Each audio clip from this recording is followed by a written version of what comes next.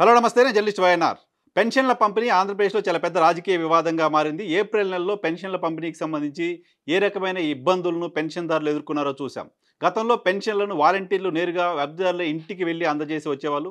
So అప్పుడు సాఫీగా జరుగుతూ వచ్చింది. ప్రతి 50 ఏళ్లకు 60 ఏళ్లకు ఒక వాలంటీర్ ఉన్నారు కాబట్టి నేరుగా ఫస్ట్ తారీఖు ఉదయం 6 గంటలకే వాళ్ళ ఇంటి దగ్గరికి వెళ్లి పెన్షన్లను నగదు రూపంలో అందించి వచ్చేవాళ్ళు. సో దీంతో చాలా ఫ్లెక్సిబుల్‌గా పెన్షన్లు తీసుకుంటున్న వాళ్ళంతా ఎన్నికల కోడ్ అమల్లోకి వచ్చిన నేపథ్యంలో నిమ్మగడ్డ రమేష్ కుమార్ పిటిషన్ నేపథ్యంలో వాలంటీర్లు పంపిణీ చేయకూడదు పెన్షన్లు అంటూ ఎలక్షన్ కమిషన్ నిర్ణయం తీసుకుంది. ఈ నేపథ్యంలో పెన్షన్ పంపిణీకి సంబంధించి ప్రత్యామ్నాయ మార్గాలపైన ప్రభుత్వం దృష్టి పెట్టింది. సచివాలయాల దగ్గరికి వచ్చి పెన్షన్లు తీసుకోవాలని చెప్పింది. సో ఎండలో సచివాలయాల దగ్గరికి రావడానికి వృద్ధులు ఇబ్బందులు పడుతూ ఉన్నారు. దాదాపు 30 మంది మరణించినట్లుగా కూడా వార్తలొచ్చాయి. ఈ నేపథ్యంలో మే నెలకు సంబంధించి ఏం చేయబోతున్నారనే దానిపైన ఎలక్షన్ కమిషన్ ప్రభుత్వం కొద్దిసేపటి క్రితం ఓ డెసిషన్ తీసుకుంది. ప్రభుత్వం తీసుకున్న నిర్ణయం ప్రకారం ఎవరికైతే ఆధార్ కార్డుకి బ్యాంక్ అకౌంట్ లింక్ అయ్యి ఉందో వాళ్ళ అకౌంట్‌లోకి డబ్బులు వేయబోతున్నారు. అంటే దాదాపు 60-70% మందికి అకౌంట్‌లోకి డబ్బులు పడిపోతున్నాయి. ఆ నంబర్ కూడా ఇచ్చింది ప్రభుత్వం. ఆ నంబర్ ప్రకారం మొత్తం 65,49,864 మంది పెన్షన్‌దారులుంటే 74% మందికి అంటే దాదాపు 48,92,503 మంది అకౌంట్‌లలోకి నేరుగా డబ్బులు జమ చేయబోతున్నారు. మిగతా వాళ్ళకు వాళ్ళు సచివాలయం దగ్గరికి వచ్చి తీసుకోవడమా లేకపోతే వాళ్ళ ఇంటి దగ్గరికి శాశ్వత ఉద్యోగులతో పంపిణీ చేయించాలని ప్రభుత్వం భావిస్తుంది. అంటే సచివాలయ ఉద్యోగులు బహుశా మిగతా వాళ్ళందరికీ మిగతా 26% మందికి అందించడం లేదా సచివాలయం దగ్గరికి వచ్చి వాళ్ళు తీసుకోవడం జరుగుతుంది. అయితే ఈ పెన్షన్ల పంపిణీ సజావుగా సాగినట్టుగానే భావించాల్సి ఉంటుందంటే ఖచ్చితంగా కాదు, ఖచ్చితంగా కాదు. ఎందుకు ఖచ్చితంగా కాదు అంటే వాలంటీర్ల ద్వారా నగదు పంపిణీ ఇప్పటివరకు ప్రభుత్వం చేయడానికి వెనుక కారణం వృద్ధులు ఉంటారు, వికలాంగులు ఉంటారు, బయటికి వెళ్ళలేని వాళ్ళు ఉంటారు. వాళ్ళందరికీ అకౌంట్లో డబ్బులు వేసినప్పటికీ మళ్ళీ వాళ్ళ డబ్బులు డ్రా చేసుకోవాలంటే బ్యాంకుకి వెళ్ళాలి లేదా ఏటీఎంకి వెళ్ళాలి.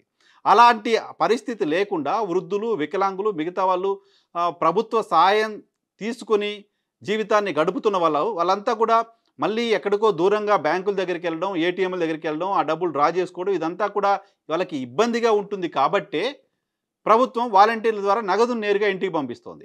సచివాలయం దగ్గరికి వచ్చి డబ్బులు తీసుకోవడానికే పెన్షన్దారులు ఇబ్బంది పడి ఉన్న పరిస్థితుల్లో నేరుగా దాదాపు 74% మందికి వాళ్ళ అకౌంట్లోకి వేస్తే వాళ్ళందరూ ఆ డబ్బులు డ్రా చేసుకోవాలంటే బ్యాంకులకో, ఏటీఎంలకో వెళ్ళాల్సిన పరిస్థితి ఉంటుంది. వాళ్ళందరూ కూడా స్మార్ట్ ఫోన్స్ కలిగి ఉంటారంటే ఖచ్చితంగా కలిగి ఉండే అవకాశం లేదు అని చెప్పొచ్చు. మెజారిటీ వృద్ధులు ఉన్నారు, వికలాంగులు ఉన్నారు. వాళ్ళందరూ కూడా స్మార్ట్ ఫోన్స్ ఉండే పరిస్థితి ఉండదు.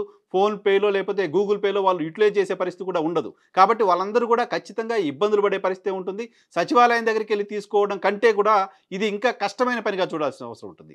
సచివాలయం దగ్గరికి వెళ్ళినా కనీసం అక్కడ ఒక గంటో 2 గంటలో బయట వెయిట్ చేసో పడిగాపులు పడో ఎండలో ఉండైనా సరే పెన్షన్ తీసుకొని రావడానికి సంబంధించిన ఆస్కారం ఉంటుంది. అలా కాకుండా అకౌంట్లోకి వేసి వాళ్ళు ఇంకా దూరం వెళ్లాల్సిన పరిస్థితి, డబ్బులు తీసుకోవడానికి సంబంధించి ఇబ్బందులు పడాల్సిన పరిస్థితిని నేరుగా ప్రభుత్వమే క్రియేట్ చేసినట్టు అవుతుంది. ఈ మొత్తం చర్యలు జరగడానికి, ఈ మొత్తం వ్యవహారానికి నిమ్మగడ్డ రమేష్ కుమార్ పిటిషన్ కారణమవుతుంది. నిమ్మగడ్డ రమేష్ కుమార్ పిటిషన్ వెనక ఎవరున్నారనేది కూడా రాజకీయంగా చాలా పెద్ద చర్చకు దారితీస్తుంది. సో ఇది పరిష్కారంగా చూస్తున్నప్పటికీ ఇది మరొక కొత్త సమస్యకు దారితీస్తుంది. పెన్షన్ల పంపిణీ వ్యవహారం అనేది మనకు అర్థమవుతుంది. సో పెన్షన్ల పంపిణీకి సంబంధించి రాజకీయ రాద్ధాంతం ఇంకా కంటిన్యూ కావడానికి సంబంధించిన ఆస్కారం కనపడుతుంది.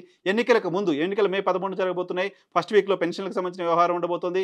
26% మందికి ఎలా ఇస్తారనేది ఒక చర్చ అయితే పెన్షన్లు అకౌంట్లో పడిన వాళ్ళు వాళ్ళ అకౌంట్స్ యాక్టివ్గా ఉన్నాయా లేదా తెలియదు. వాళ్ళకి ఏటీఎం కార్డులు ఉన్నాయా లేదా చాలామందికి తెలియదు. వాళ్ళు ఎక్కడ గ్రామీణ ప్రాంతాల్లో ఉన్న వాళ్ళు మళ్ళీ ఏటీఎంలకు, బ్యాంకులకు వెళ్ళడానికి సంబంధించి ఏ రకమైన పరిస్థితి ఉంటుంది, ఏ రకమైన ఇబ్బంది ఉంటుంది. వాళ్ళు బ్యాంకులకు వెళ్ళే క్రమంలో, ఏటీఎంలకు వెళ్ళే క్రమంలో ఎండ దెబ్బ కొట్టి ఇబ్బందులు పడే పరిస్థితి ఉంటుంది. సో ఇవన్నీ కూడా కొత్త కాన్సిక్వెన్సెస్, కొత్త సమస్యలకు దారితీస్తున్నాయి, కొత్త సమస్యలకు కారణమవుతూ ఉన్నాయి. సో వీటి కారణంగా వచ్చే ఫలితాలు, వీటి కారణంగా వచ్చే రాజకీయ విమర్శలు, ప్రతి విమర్శలు కూడా మే మొదటి వారంలో రాజకీయంగా మరింత వేడిని రగిల్చే పరిస్థితి కనపడుతోంది.